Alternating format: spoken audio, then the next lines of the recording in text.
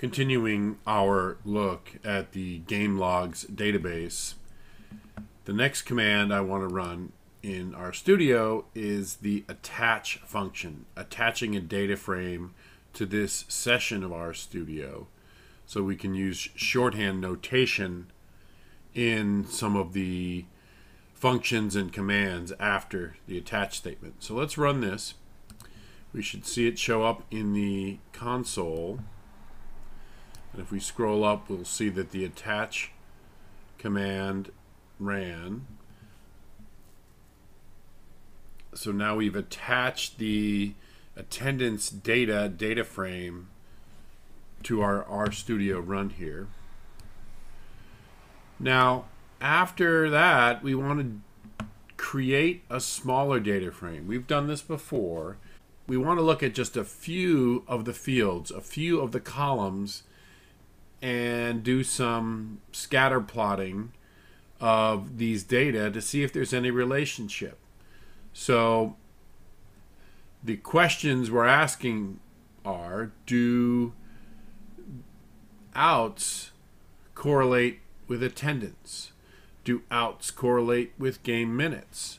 Does attendance correlate with game minutes?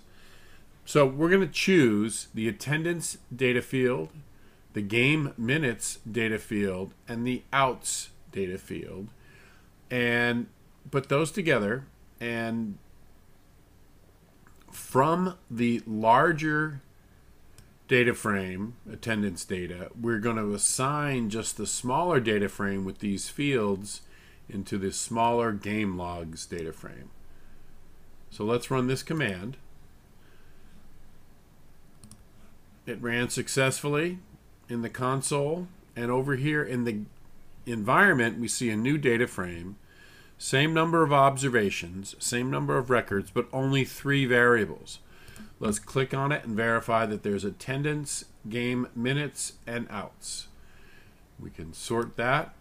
The lowest number of outs was 27, and the highest number of outs was 132. Game minutes, lowest number 79, highest number 395, attendance 0. I'm not sure what that is. That seems like some kind of error within the database. And the max was 61,707. So that's our new data frame. And the scatterplot command is called pairs, and we'll just run the scatterplot matrix command on the new data frame game logs. So let's run that. It's still working. It should be in plots, and here it is. This is the scatterplot matrix showing outs, game minutes, and attendance. The resolution isn't so good. Let me see if I can gain resolution by stretching it out. Not that much. Let me export it as a PDF. And we'll have a better look at these data with a higher resolution image.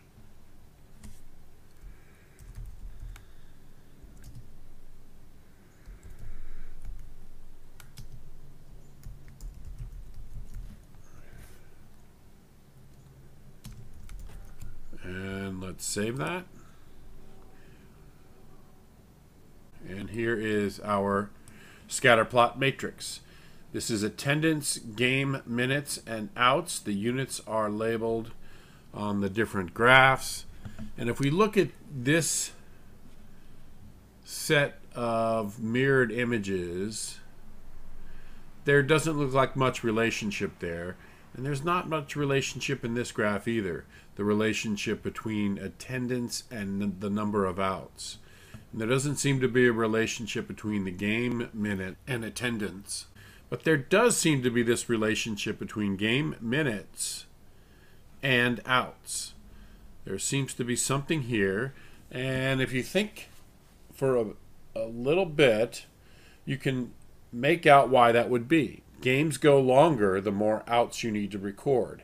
And games are shorter if the games are called because of weather or some other reason. All these this data field here represents those games which were called early, had low numbers of minutes, but there's some 9-inning games represented by right here, and where the cursor is pointing. Some 9-inning games are very quick, and they're on the order of 100 minutes to 120 minutes. So some games in the decade were near 2 hours, and of course there's this other game here that went way over 300 minutes. But you can see this relationship, and you can see the broad range of times just for 9-inning games, which is represented here. Okay, the number of outs being 54 or 51, representing the number of outs made.